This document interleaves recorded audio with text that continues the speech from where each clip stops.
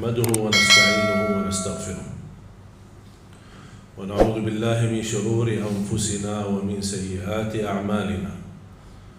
من يهده الله فلا مضل له ومن يضلل فلا هادي له. أشهد أن لا إله إلا الله وحده لا شريك له وأشهد أن محمدا عبده ورسوله. اللهم صل وسلم وبارك على سيدنا محمد وعلى آله وصحبه ومن تبعهم بإحسان إلى يوم الدين. يا أيها الذين آمنوا اتقوا الله حق تقاته ولا تموتن إلا وأنتم مسلمون. يا أيها الناس اتقوا ربكم الذي خلقكم من نفس واحدة وخلق منها زوجها وبث منهما رجالا كثيرا ونساء واتقوا الله الذي تساءلون به والأرحام إن الله كان عليكم رقيبا.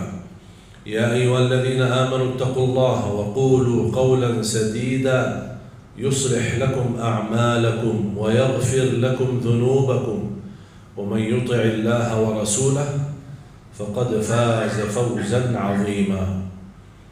أما بعد معاشر المسلمين، أوصيكم ونفسي بتقوى الله عز وجل فقد أفلح وفاز المتقون. Taqwa bukan wasiat para alim ulama. Taqwa bukan wasiat para khatib, bukan wasiat para da'i, para asatiz. Taqwa wasiatullah kepada Nabi dan Rasul. Ya ayyuhan Nabi ittaqillah. Taqwa wasiatullah kepada orang-orang beriman. Ya ayyuhalladzina amanu ittaqullah. Taqwa wasiatullah kepada seluruh manusia. Ya ayyuhan nas ittaqu rabbakum. Taqwa wasiatullah kepada umat Nabi Muhammad sallallahu alaihi wasallam dan ummah yang terdahulu. وَلَقَدْ وَصَّيْنَا الَّذِينَ أُوتُوا الْكِتَابَ مِنْ قَبْلِكُمْ وَإِيَّاكُمْ أَنِ اتَّقُوا اللَّهَ. Kunci diterima amal ibadah kita di sisi Allah taqwa. Innama yataqabbalu Allah minal muttaqin. Kunci kemudahan dalam segala urusan taqwa. Wa man yattaqillah yaj'al lahu min amrihi yusra. Jaminan jalan keluar dari segala kesempitan dan segala persoalan yang kita hadapi taqwa. Wa man yattaqillah yaj'al lahu makhraja. Bahkan menjaminkan rizki wa yarzuqhu min haitsu la yahtasib. Taqwa jaminan keselamatan dari siksa neraka jahannam. Thumma nunajji alladhina ittaqaw wa nadharu adh-dhalimina fiha jithiya. Dan Rasulullah sallallahu alaihi wasallam bersabda di hadis yang sahih, ittaqillaha haitsu ma kunt, bertakwalah kepada Allah dimanapun berada. Takwa bukan hanya di masjid atau di saat kita majlis dan beribadah. Dimanapun kita berada, kita menjaga takwa. Inti daripada takwa, kita merasakan selalu Allah menguasai kita. Dimanapun kita berada, tidak ada yang bisa kita sembunyikan, tidak ada yang bisa kita rahasiakan. Karena yang tersembunyi bagi Allah itu nyata. Kita sebagai manusia wajar kalau kita berdosa dan bersalah, karena kita manusia bukan maksum. Malaikat tidak boleh berdosa, bahkan tidak bisa berdosa. Kita sebagai manusia harus berdosa. Tapi Allah subhanahu wa ta'ala suka orang-orang yang berdosa, yang selalu memohon ampun, yang selalu bertaubat. Nabi kita Nabi Muhammad sallallahu alaihi wasallam istighfar dalam satu hari 100 kali. Nabi Muhammad yang sudah mendapat jaminan ampunan segala dosanya, dia memohon ampun 100 kali setiap hari. Kira-kira kita seperti apa? Allah subhanahu wa ta'ala paling senang orang-orang yang selalu istighfar. Bahkan dengan kita banyak istighfar dan rutin menjaga istighfar, mendapatkan jaminan jalan keluar dari segala kesusahan. Bahkan mendatangkan rezeki dari tempat yang tidak pernah kita nyangka. Man lazima al-istighfar ja'ala Allahu lahu min kulli hammin faraja wa min kulli dhiqin makhraja wa yarzuqhu min haitsu la yahtasib. Barang siapa yang menetapkan dan terus menerus istighfar setiap waktu dan setiap saat, dia akan mendapatkan kemudahan dalam segala kesusahan dan akan mendapatkan jalan keluar dari segala kesempitan. Bahkan Allah akan membuka pintu rezeki yang tidak pernah dia nyangka. Kita umat Islam diberikan oleh Allah kemuliaan. Posisi kita di sisi Allah mulia. Perilaku kita yang menghina diri kita, yang menurani kemuliaan kita di sisi Allah. Perilaku kita yang membuat kita rendah di sisi Allah, padahal Allah Subhanahu wa ta'ala sudah menetapkan kita di tempat yang tinggi. Wala tahinu wala tahzanu wa antumul a'launa in kuntum mu'minin. Jangan kalian menghina diri sendiri, jangan kita memperbuat kesedihan, karena kalian sudah ditinggikan oleh Allah Subhanahu wa ta'ala dengan kemuliaan, kalau kalian betul-betul beriman. Salah satu jaminan kemuliaan kita adalah Al-Quran. Semakin kita dekat sama Al-Quran, semakin terjaga kemuliaan kita di sisi Allah. Al-Quran sudah mulia. Innahu laqur'anun karim, sebagaimana ayat di suratul Waqiah. Innahu laqur'anun karim, sesungguhnya Al-Quran itu mulia. Saya mengambil pelajaran, kalau Al-Quran itu sendiri mulia, buat kita apa? Membaca beberapa ayat dan jumlah beberapa hadis, saya menemukan Al-Quran bukan sendiri mulia, tetapi Al-Quran menjamin dan membagikan kemuliaan bagi orang-orang yang selalu dekat sama Al-Quran. Sahabat Rasulullah SAW tidak ada hentinya membaca Al-Quran.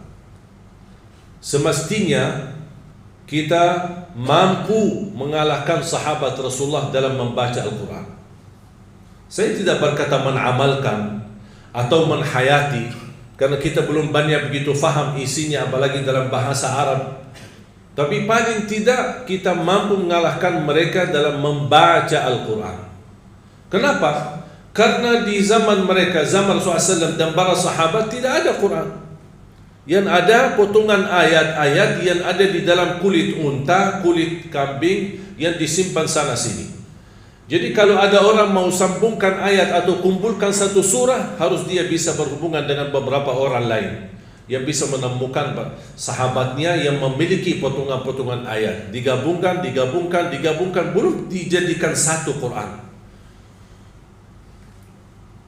Makanya ada banyak para sahabat yang hafiz Quran karena mereka begitu mendengar wahyu dari Rasul dan membacakan ayat yang Allah kirimkan kepada Nabi Muhammad SAW, yang Allah turunkan kepada Nabi Muhammad SAW, mereka mampu hafal. Makanya ketika ada orang kesulitan mencari potongan ayat atau surah apa, dia cari para penghafal Al-Quran di zaman Rasulullah SAW. Siapa di antara sahabat? Dan ini dijalankan keadaan seperti ini sampai zaman Abu Bakar As-Siddiq radhiyallahu anhu. Ketika beliau menjadi khalifah, baru terkumpul Al-Quran menjadi satu, yang disebutkan oleh ulama al-jam'ul awal, kumpulan yang pertama menjadikan satu mushaf.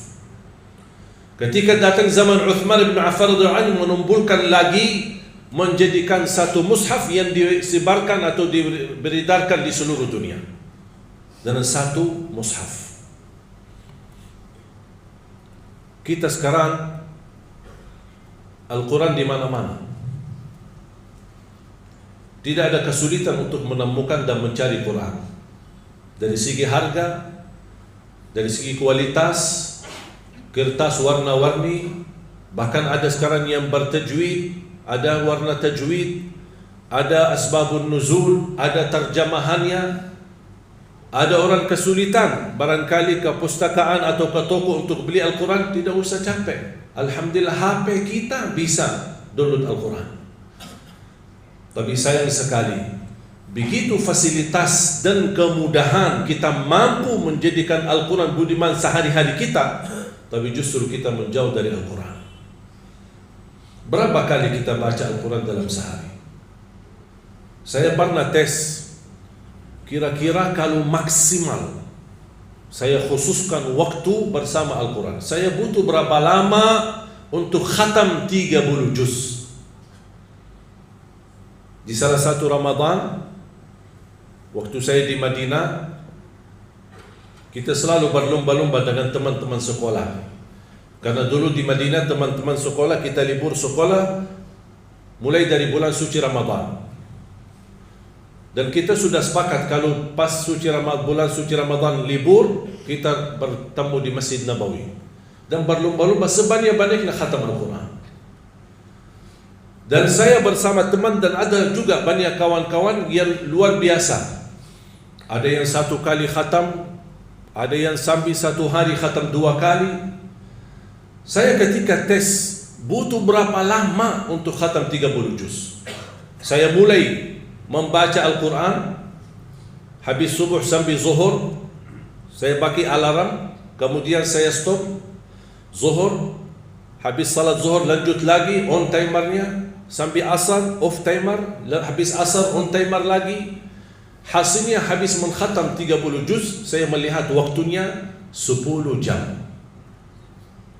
10 jam bagi orang yang standar bacaannya cukup bagus mampu mengkhatam 30 juz.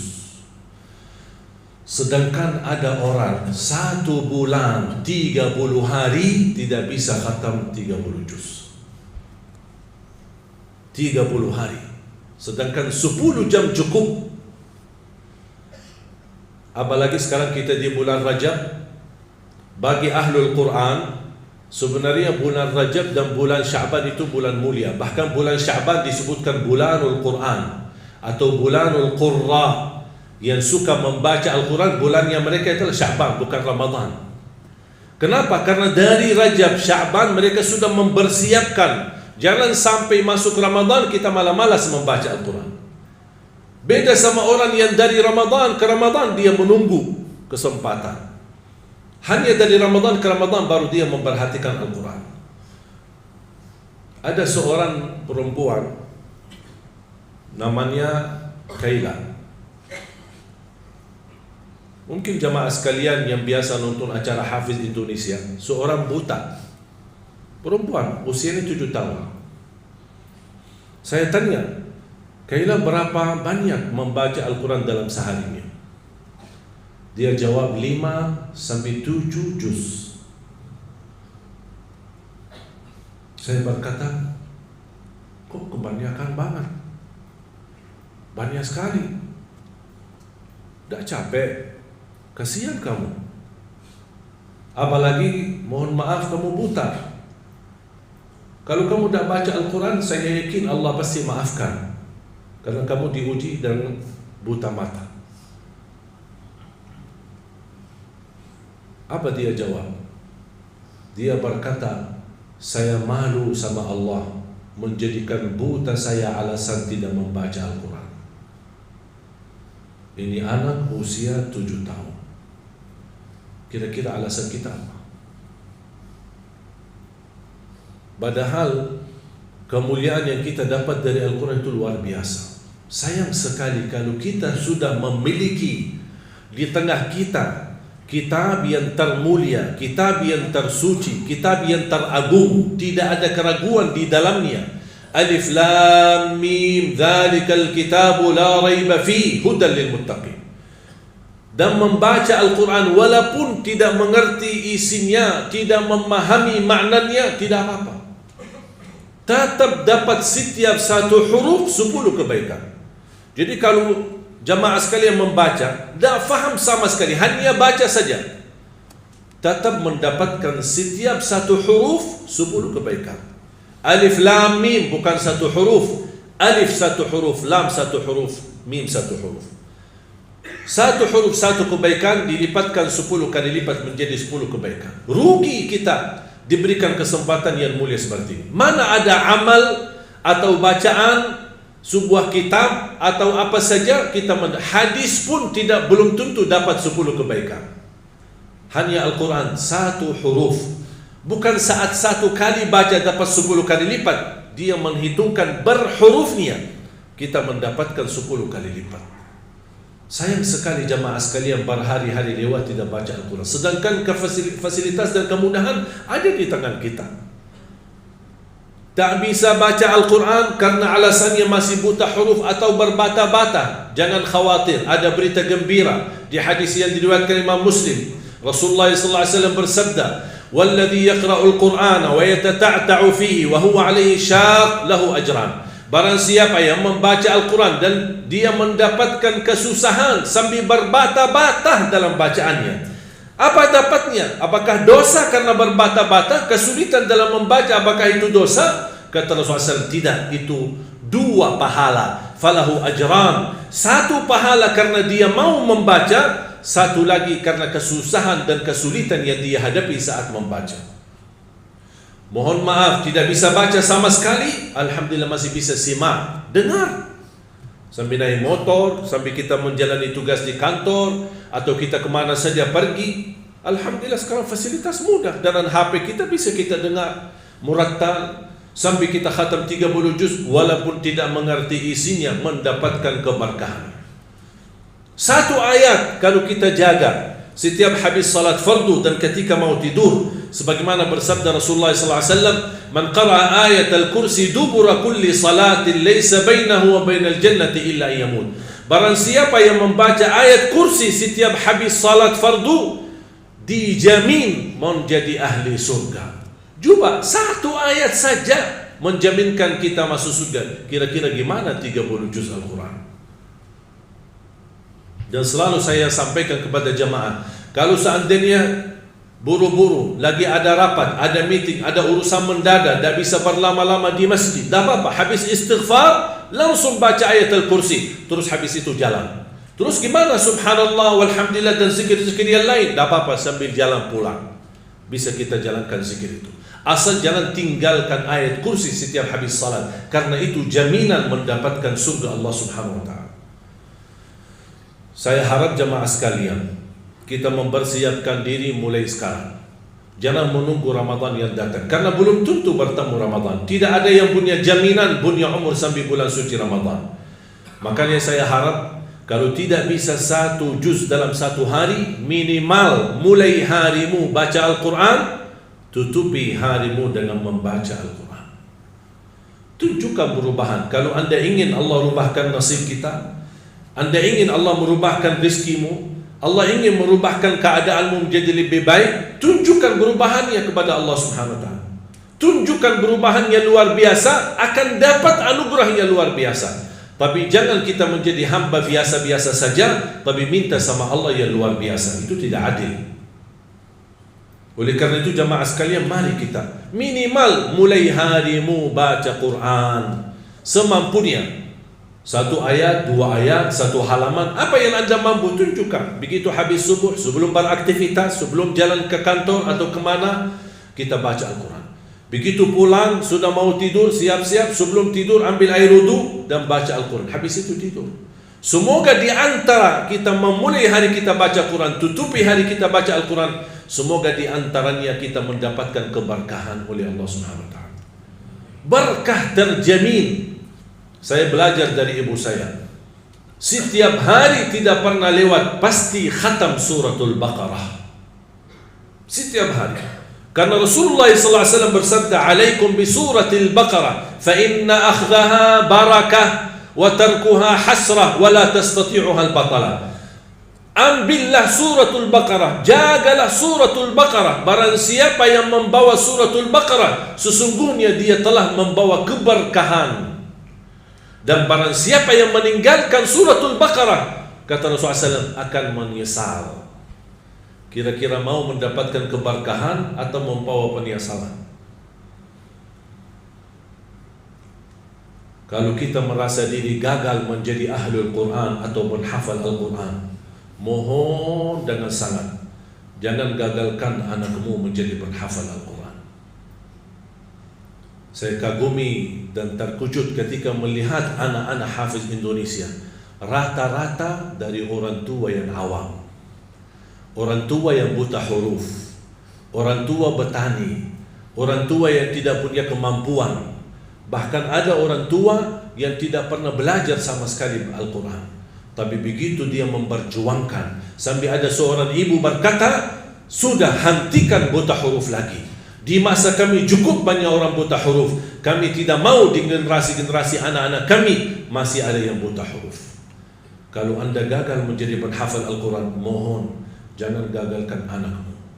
Kalau itu pun anakmu tidak berhasil menjadi penghafal Al-Quran, jangan gagalkan hartamu untuk mendukung dan membantu program Al-Quran dimanapun. Supaya apa? Datang di hari kiamat kita berkata, ya Allah, mohon maaf, saya tidak bisa menghafal Al-Quran. Anakku pun tidak mampu menghafal Al-Quran. Ya Allah, jadikan hartaku, sedekah, zakat, infakku menjadi saksi baik untuk program Al-Quran. Mudah-mudahan kita mendapatkan orang-orang yang menilai atau mendapatkan syafaat di Al-Quran di hari kiamat.